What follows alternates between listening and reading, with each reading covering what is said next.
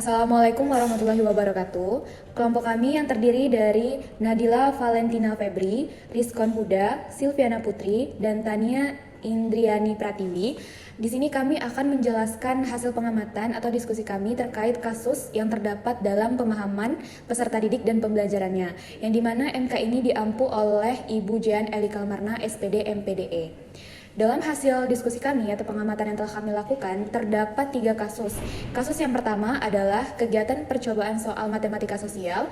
Kasus yang kedua yaitu mayoritas siswa kelas 1 belum bisa berhitung. Dan kasus yang ketiga adalah upaya dan prinsip dalam pemahaman pembelajaran. Kasus yang pertama yaitu apa yang membuat peserta didik mampu mengerjakan soal dengan baik pada percobaan kedua tanpa melihat urutan atau langkah pengerjaan soal. Berdasarkan kasus tersebut, menurut kami sebagai guru bahwa peserta didik mampu mengerjakan soal percobaan kedua adalah karena langkah-langkah yang diajarkan oleh guru sangat jelas dan tersusun, sehingga peserta didik dapat menangkap pembelajaran dengan baik dan paham tentang cara pengerjaan soal yang diberikan. Selain itu, peserta didik juga sudah terbiasa berlatih soal tersebut bersama dengan guru dan sudah memiliki gambaran tentang langkah-langkah pengerjaan soal. Sebagai seorang calon guru, dalam kegiatan belajar yang seperti apa metode sebelumnya yang dapat diterapkan? Pada kasus 1, metode yang dapat digunakan adalah pemberian soal latihan dan juga penugasan. Menurut Jamarah, metode penugasan adalah metode penyajian beban di mana guru memberikan tugas agar peserta didik melakukan tugas belajar, dan juga metode yang diterapkan adalah metode pengayaan di mana metode ini mengajak peserta didik untuk mengevaluasi kembali pertanyaan yang telah mereka pahami. Dan mengenai kasus kedua yaitu apa yang dapat Rina lakukan untuk membantu peserta didiknya sesuai dengan tahapan perkembangan usia.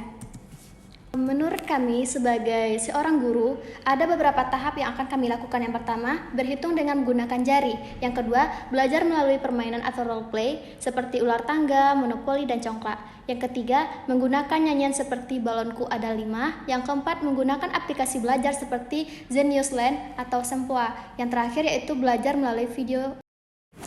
Menurut kami sebagai seorang guru, hal yang harus dilakukan untuk membantu peserta didik dalam belajar menghitung dan membaca agar sesuai dengan usianya adalah dengan melakukan berbagai cara untuk menimbulkan minat atau motivasi dalam belajar.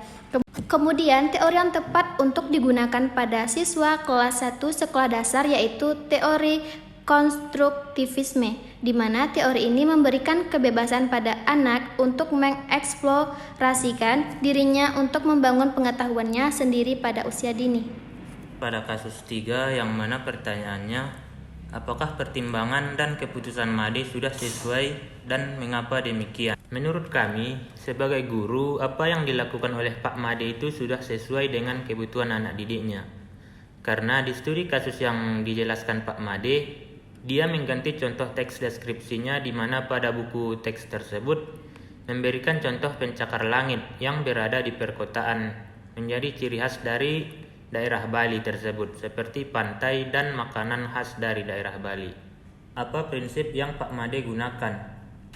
Di sini Pak Made menerapkan pembelajaran yang relevan, yang mana pembelajaran yang relevan itu sendiri berarti pembelajaran yang dirancang sesuai dengan konteks, lingkungan, dan budaya dari peserta didik. Itulah tadi hasil pembahasan dari diskusi mengenai kasus-kasus yang terdapat pada pemahaman peserta didik dan pembelajarannya.